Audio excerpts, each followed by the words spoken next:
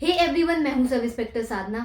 और आज का जो मेरा मेन टॉपिक है वो है करंट अफेयर्स वाला, कि आप एमपीपीएससी 2024 के लिए अपनी करंट अफेयर्स को कैसे तैयार कर सकते हैं और आपको कितने मंथ की करंट अफेयर्स पढ़नी है और आपको किस प्रकार से तैयार करनी है।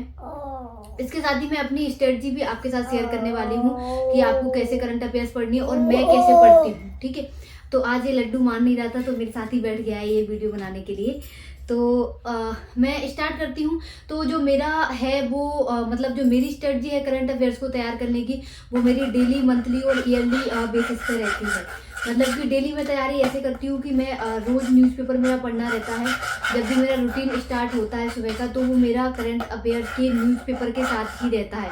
मैं अपना 1 घंटा पूरा न्यूज़पेपर को पढ़ने में, इसके साथ ही उसमें जो न्यूज़ रहती है उसको मैं लिखने के लिए ही यूज करती हूँ। मतलब जो भी मुझे लगता है कि एग्जाम की दृष्टि से ये आवश्यक हो सकती है तो उसको मैं नोट कर लेती हूँ। एक कॉपी मैंने, एक नोटबुक मैंने अलग बनाई हुई है जिसमें मैं अपनी करंट अफेयर्स ही नोट करती हूँ। तो इससे क्या रहता है कि आपको बहुत ज़्यादा संघर्ष करंट अफेयर्स को तैयार करने के लिए नहीं करना पड़ता है, क्योंकि आपकी जो करंट अफेयर्स है वो डेली बेसिस पे तैयार होती रहती है। इसके साथ ही साथ जो जब मेरा एग्जाम नहीं आता है तब मैं मंथली प्रतियोगिता दर्पण आती है, वो प्रतियोगिता दर्पण में जरूर पढ़ती हूँ। ठीक है, अभी जो एमपीपीएससी आने वाला है उसमें मैं प्रतियोगिता दर्पण नहीं पढ़ूंगी। मैं इसलिए नहीं पढ़ूंगी क्योंकि मैंने लंबे टाइम से बिल्कुल भी नहीं पढ़ा है, तो मेरे पास इतना टाइम नहीं है कि मैं अपनी प्रतियोगिता दर्पण में अपना टाइम वेस्ट करूं। तो मैं करंट अफेयर्स फिर अपनी कैसे तैयार करूँगी, क्योंकि 5, 6, 7 क्वेश्चन ऐसे ही जो संख्या रहती है वो करंट अफेयर्स की रहती है। तो ऐसे क्वेश्चन 5 से 7 क्वेश्चन आते हैं। तो मैं उसके लिए अब ये करूँगी कि चूंकि मेरे पास टाइम नहीं है, कुछ ना करने से अच्छा है कि कुछ करें। तो उसके लिए अपन क्या करेंगे कि जो ईयरली एक स्पीडी करके आती है, स्पीडी बुक आती है, तो आप उसको पढ़ सकते हैं। स्पीडी को मैं भी स्पीडी ही पढ़ती हूँ, बल्कि अभी जैसे मैंने पढ़ा नहीं है,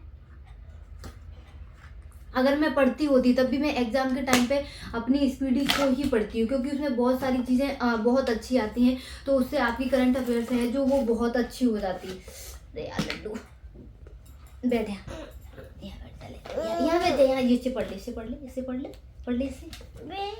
कहाँ बैठेगा बता। हाँ,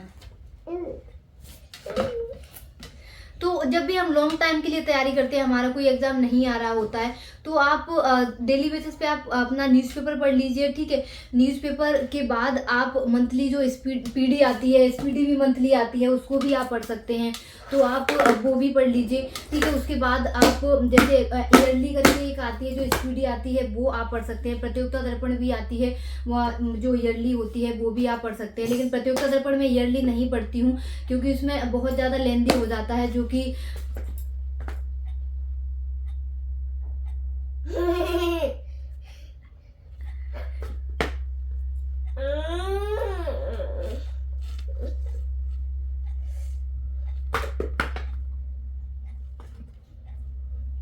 दबाक दबाक।